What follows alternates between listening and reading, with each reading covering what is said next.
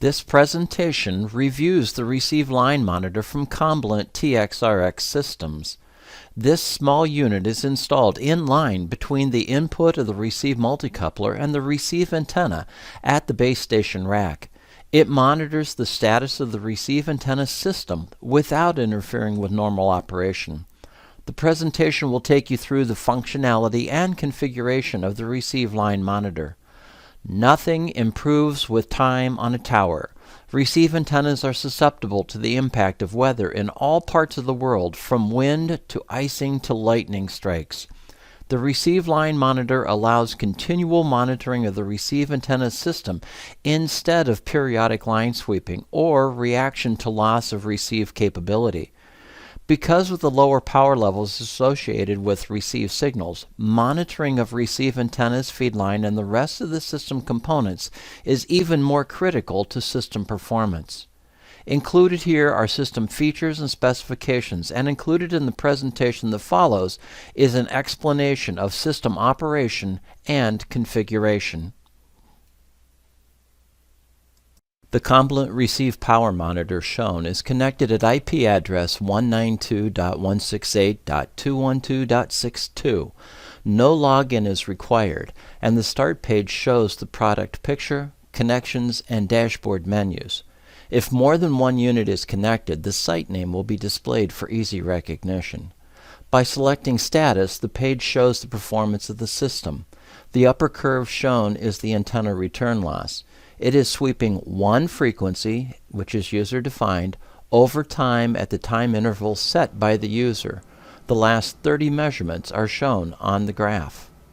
The lower curve shows the VISWAR status, which is the same measurement as the upper curve, but displayed in VISWAR instead of return loss. The lower section of the display has an area for the setup of parameters, including return loss warnings, return loss alarms, frequency measurement, and sweep time. Changing the return loss warning limit is easy in the settings menu. Please note that the warnings and alarm limits are relative to the reference level, which will be shown later in this video.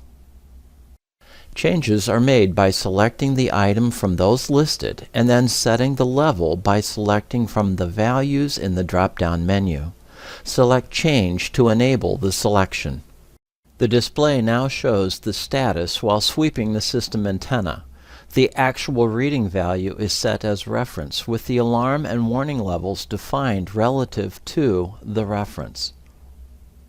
By clicking on the action item Reference, the unit selects the current levels of VISWAR and return loss as the reference level of the system. The system continues sweeping following the selection of the reference level. Other menu selections are listed under the dashboard header. The sweep page is used during test and installation of a system, with the upper curve showing return loss versus frequency for the operating band of the system. When selected, sweep will do a one-time sweep, the blue curve, but the values will not be stored. Selecting the reference button performs a one-time sweep, the gray curve, and the values will be stored for future reference. The sweep at the bottom of the screen is the noise level frequency sweep and is designed to show high-level carriers above 75 dBm at 1 MHz frequency steps. By selecting the sweep button, the return loss sweep and the noise level frequency sweep are reset. The noise level sweep, the orange line, is shown at neg 62 dBm. The next setup screen is the network configuration page. Included are fields for setting up the IP address of the unit, SNTP setup, which is a time server setting if used, and manual time setting. The timestamp is used for the event log.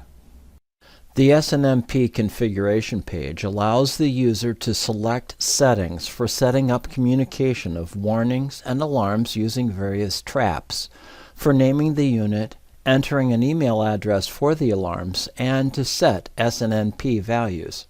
Should alarms occur, they would be stored here in the system event log. When new firmware is released, it can be uploaded using TFTP, and then the unit can be updated. Factory test data, such as insertion loss, would be stored here under the product test information. We now return to the status page.